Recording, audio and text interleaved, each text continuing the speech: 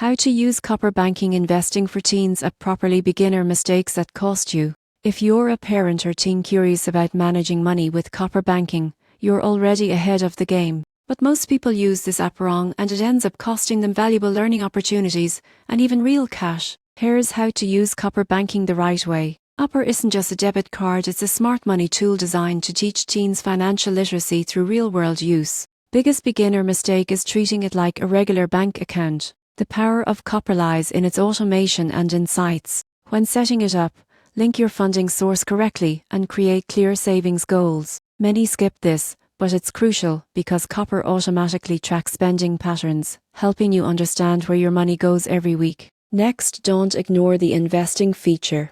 Most beginners assume it's too risky for teens, but copper allows for low-stakes, educational investing. Start with as little as $5. Use the app's Learn and Earn section to understand stock basics. A smart tip: set up recurring micro-investments into diversified ITs rather than single trendy stocks. This teaches consistency and long-term thinking. Another common mistake is not involving parents. Copper allows parental oversight without control. Use it together to discuss spending limits, saving targets, and investing decisions. This collaboration transforms the app into a real financial classroom. And here's a pro move: make use of Copper's Earn tools. Teens can automate allowances, track chores, and even get paid for side jobs. It's one of the most underrated parts of the app that turns money management into hands-on experience. In short, Copper isn't just an app, it's a foundation for lifelong financial confidence. Use it to build habits, not just handle transactions.